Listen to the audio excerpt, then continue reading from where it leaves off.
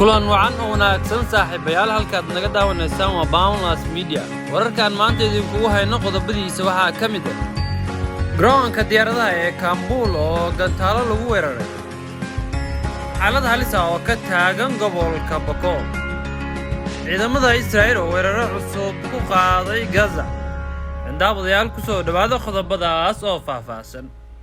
habka difaaca gantaalada Mareykanka ayaa dhaxda ka qabtay ilaa iyo 5 gantaal oo maanta lagu weeraray garoonka diyaaradaha ee Kabul sida uu sheegay sarkaal Mareykan ah iyadoo militariga Mareykanka ay soo gabagabeynayaan dagaaladii ugu dheeraa ee Afghanistan kadib daadgureyntii qiyaastii ilaa iyo 114,400 oo qof oo ay ku jiraan ajaanib iyo Afghanistaan la sheegay inay halis ku jireen oo ay Mareykanka iyo xulafadiisa waxaa la filayay inay soo gabagabeeyaan kabicitaankooda dalkaasi Talaadada oo ah maalinkii ay qabsadeen Kabul warbaahinta Afghanistan ayaa maanta warisay in weerarada gantaalada laga soo qaaday qaybta dambe ee baabuur wakaalada wararka ee Bajhawk ayaa sheegtay in dhowr gantaal ku dhaceen qaybo ka mid ah caasimadda Kabul wararka hordhaca ah ma sheegayaan wax khasaare ah oo ay ciidamada Mareykanka ka soo gaaray wararka gantaalada sida uu sarkaal codsaday in aan la magacaabin warbaahinta u sheegay bayaan ka soo baxay aqalka cad ayaa lagu sheegay in madaxweyne Biden uu mar kale ku celceliyay amarka taliyaashiisa ah inay sameeyaan wax kasta oo lagama maarmaan ah oo ay ku ilaalinayaan ciidankooda dhulka jooga kadib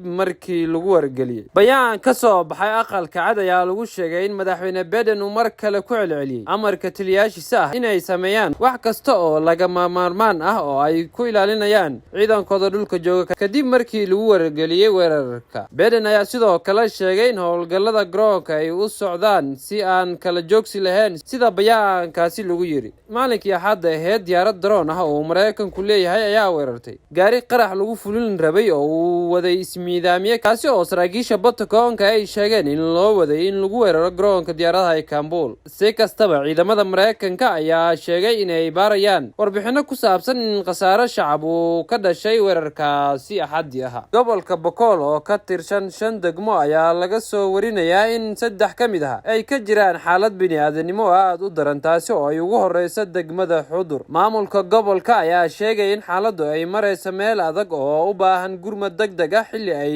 deegaanadaasi go'doon ugu jiraan xarakada Al-Shabaab Umar Daawud Khaliif gudoomiyaha ku-xigeenka gobolka Bakool ee arrimaha gargaarka iyo samafalka oo la hadlay idaacadda Mustaqbal ayaa sheegay in shuban biyood uu ka dilaacay degmada Xudur xilli ay ka jirto xaalad biyo la'aan Umar ayaa sheegay in culeysku ugu weyn uu saaran yahay degmooyinka Xudur iyo Waajid oo martigelinayso qoysas isaga soo baxay deegaanada go'doonsan waxaa gabi ahaan bixiran isku socodka degmooyinkaasi xaalad aad u daran ayaa ka taagan degmada Xudur meelaha qaar biyo la'aan ayaa ka jirto caruurta yaryar waxay haleelay shuban biyood magaalada Yeed waxaa sidoo kale ma jirto deegaan kale u gudbaya ayuu yiri Umar Daawud Khaliif sidoo kale wuxuu jeediyay in laga hortago dhibaatooyinka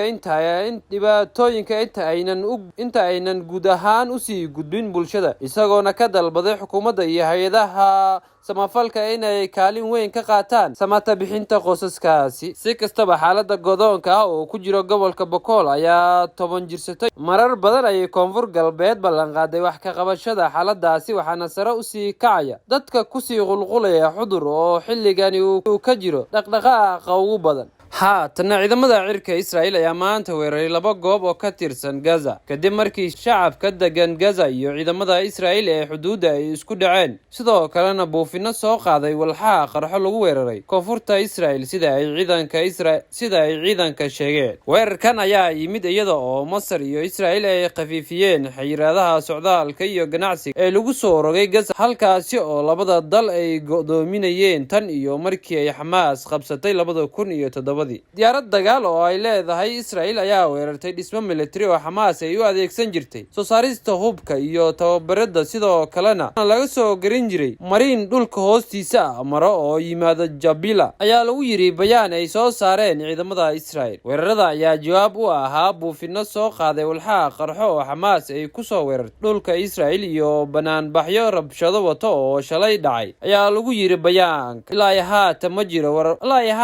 ma jiro warbixino laga heli karo Gaza oo ku saabsan wax khasaare ah. Dibadbaxyadii shalay dhacay ayaa ciidamada Israel waxay sunta dadka ka ilmeysay bombooyinka aan qarxin ku weerareen shacab Falastiiniin ah oo ku gubay taayiro meel ku taal xuduudda Gaza iyo Israel. Wasaaradda caafimaadka ee Gaza ayaa sheegtay in 12 qof oo Falastiiniin ah lagu dhaawacay isku dhacaasi. daawadayaal intaas ayaan ku soo afmeerayaa war wixii oo dal iyo dibad aan idinkaga hanay. wararka waxaa idiin soo saaray oo idiin akhrinaya anigu Cabdinajiib Cabdullaahi Najiib Akhyaar. intaan wararkeena dambe dib ugu kulmi doono waxaan idinkaga tegayaa sidaas iyo fi amaanillah.